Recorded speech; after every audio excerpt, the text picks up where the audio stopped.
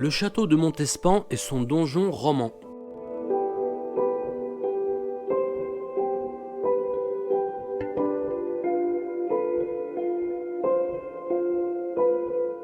La seigneurie de Montespan est devenue célèbre par le biais de la marquise du même nom, favorite de Louis XIV pendant plus de 10 ans, avec qui elle enfanta 7 enfants.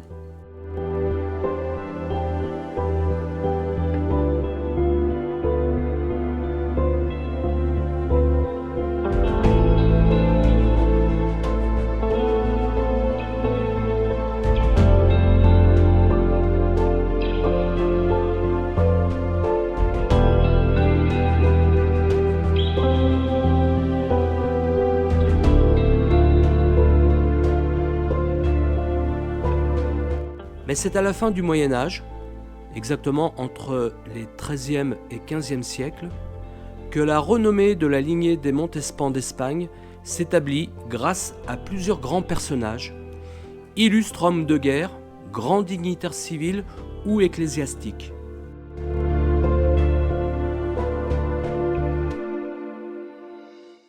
Les ruines du château, situées à quelques encablures du village, ne peuvent qu'impressionner les visiteurs et témoignent encore de la grandeur passée de la seigneurie.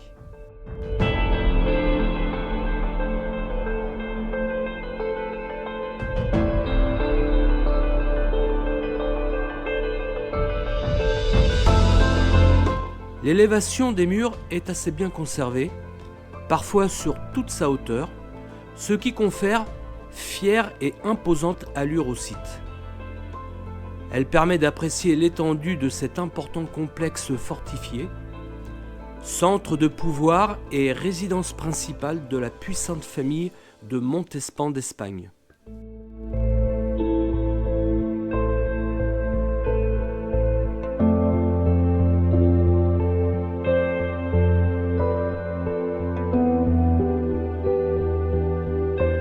On pénètre dans le site par un grand mur d'enceinte circulaire qui protégeait probablement le village aggloméré autour du château.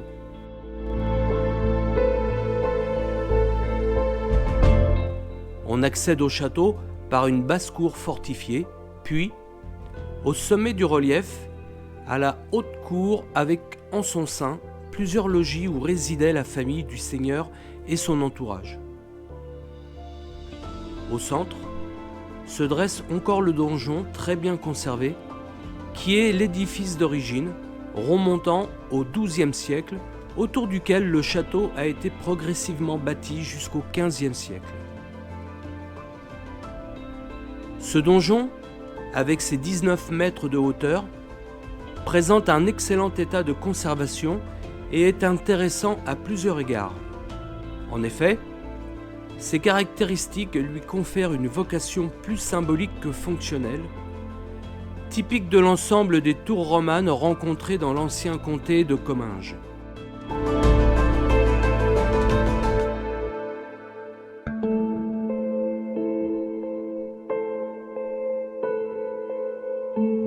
La proportion de la tour est si étroite et étirée en hauteur qu'elle ne pouvait servir de résidence. La superficie intérieure se réduit à seulement 5 mètres carrés. Enfin, autre aspect original spécifique aux Comminges, la pièce aveugle au rez-de-chaussée, qui servait de lieu de stockage, était accessible uniquement par une étroite trappe appelée trou d'homme, aménagée dans la voûte en plein cintre.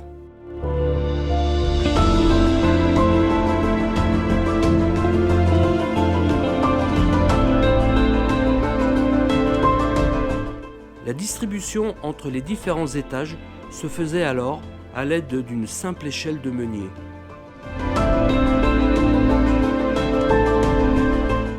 La fonction résidentielle étant impossible et celle défensive très limitée, ce type de donjon servait donc uniquement à marquer le paysage afin d'affirmer symboliquement le pouvoir du seigneur.